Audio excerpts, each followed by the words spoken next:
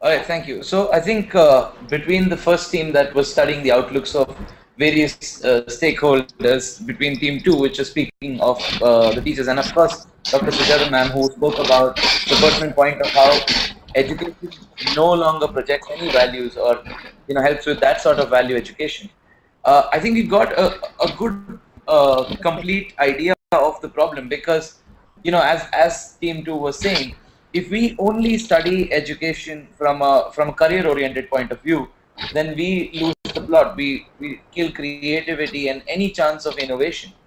If we look at education strictly from an academic point of view, from a high and mighty point of view, then we deny people a way up in life, because education is that opportunity, that ladder for the have-nots to come at par with the haves, and there's absolutely nothing wrong with that. If somebody wants education to better his position in life, I don't see how we could argue with that. And so we are looking, and of course the point where we absolutely ignore values altogether. So put all those together and we've got a well-defined problem, I believe. And so we move to step three. And step three is brainstorming, where you come up with all possible alternatives using all sorts of lateral thinking. You come up with all possible alternatives to how the solution can be found. And that's what we asked of team 4, quite a tough task. And team 4, are you ready? Yes, sir. All right, go. So basically, yesterday we were brainstorming on the issue and we were thinking of possible solutions. So we'd like to share a video of us brainstorming yesterday. So Ajit sir. Yes, definitely. So they sent us the video in. We'll just screen share that with you. Ajit, sorry to interrupt briefly. Since we don't know the names of the students in the teams, maybe you can just tell their names at the very beginning. Yes, sir. Definitely, sir. So who you see right now are Akash, who's in the center, Palash, screen left, and screen right is Dev, sir. Pashant, screen left. And in fact, later on, as I type on the side, it would be good if you could just post the names and also the text. Yes, ma'am. Yes, ma'am. This is just a point that I made earlier, that you should post the names of the students who participated in the different teams. Yes, definitely. We'll do that. We'll once this video is on YouTube, we will definitely tag, and if possible, we will even caption what they're saying where it's not clear enough. Okay. Yeah. Excellent. Right. So what do we call that word, Prashant, describe our high school experience? Boring. Yeah. So now, this is a period of life that's supposed to be fun, entertaining and learning. So if we actually did away with schools, and actually just let us explore the great expanse of knowledge. What do you think?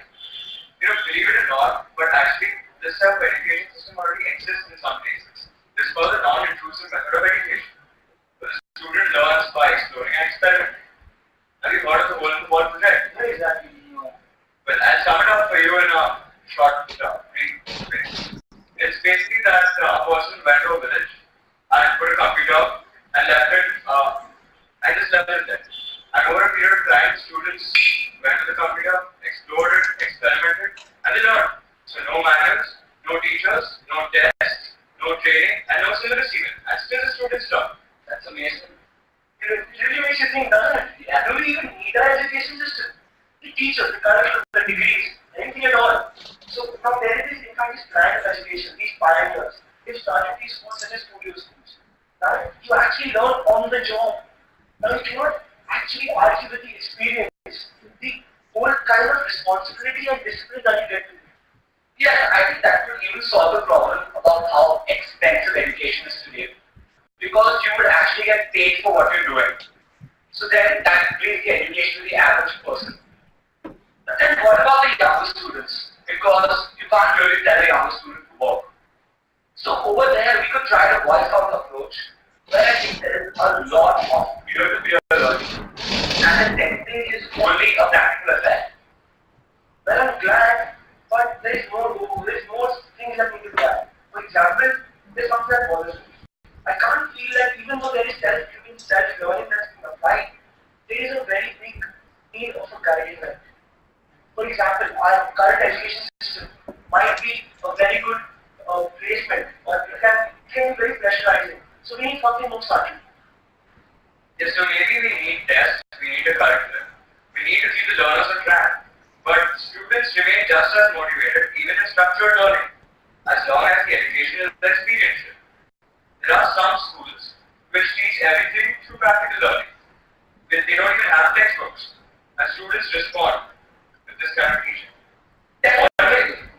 Always knowing what you're studying means no subject is boring. Plus, there's no rote learning. Yeah, because I think experience should be a part of whatever you're learning. But then it's sad that what kind of rote learning does to our education system. But then, wouldn't these type of schools be really expensive? But yes, it is. It certainly is. It's not feasible and cannot be applied to all different areas or different curriculums, or for that matter, all subjects. In some subjects, learning simply doesn't fit into classroom application, not unless we completely simplify the content. So what I'm trying to say is that we need to explain what content will improve. It's not exactly written content. Now there's this new concept, hear me out. It's called the MOOC. It's a very big rate at the moment. Now, it is online courses which a person can actually access with just a click away. It's very exciting. Now, it is accessible, inexpensive, and actually solves the problem of education disparity and the lack of efficient teachers. Of course, that's very exciting, no doubt. And probably it must be flawless in a way, but what do you do if the student can't catch up? Or what do you do if you have a demotivated student? Well, now that brings us to a conundrum. We say we keep a structure, we keep testing, we keep syllabus, and we keep a textbook. But then that restrains the bright mind. But then if we leave the learning open, the deeply motivated student needs to be provided with that spark so he goes down there and actually learns. So basically we need something like a one-size-fits-all. Throughout my life I've always had a teacher to guide me. So I think that's where the teacher comes in. You always need a human interface. Absolutely. But I think the teacher needs to be more aware of his role now. Like, the teacher needs to be able to take a back seat and let the child learn when he's already learning, and then sometimes provide the gentle push or that guidance so the child gets stuck. Exactly. The teacher also needs to make sure that he leads them back further and takes them further into what they're learning. So the teacher does not really need to be a taskmaster like what he is currently, but he needs to be more of a facilitator. The teacher needs to bring that subjectivity and that flow into what the student is learning. So to sum it up, I think we recommend schools, textbooks, exams, and teachers. But isn't that where we already are? But I can't help but think that yes, we're already making some progress. So basically, if we sum it up, we don't need to exactly do away with textbooks, teachers, or our institutions. But what the designers of education need to keep in mind are these ideals. These ideals of, number one, experiential learning.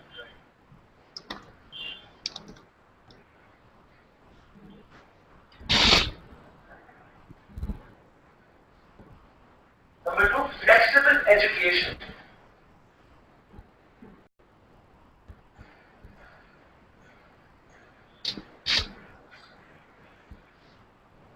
And number three, teacher as a facilitator. Absolutely. Also, I think that the education you receive needs to be more self-paced to the students. So, self-paced learning, not only self-paced but also self-driven. Self-paced and self-driven learning. That's this point also. We need a blend of practical and abstract learning. Perfect. That's absolutely true. We need a practical to what we learn. So I think basically that's what we feel are the drawbacks to the current education system. And we need to work on how we can go about trying to improve it. Right? That's all, folks. All right. So with these still on your screen, so these are the solutions offered by our students. Then experiential learning. But what they say then about that is that it should not just be practical or just abstract. It should be a blend of both those things, because too much abstraction makes people lose the plot. But sometimes too much practicality also does the same thing, because they know how to do it, they just don't know why. But I think the key point there would be the word blend. Everything they say speaks of removing the rigidity from education, but while still offering practical solutions as to how that can be done. by bringing in the teacher to fulfill that role. The teacher comes in to take rigidity out. Whenever the child needs it, the teacher provides the push, and when the child no longer requires it, the teacher takes a back seat. I think they did a good job defining that. Yeah. All right.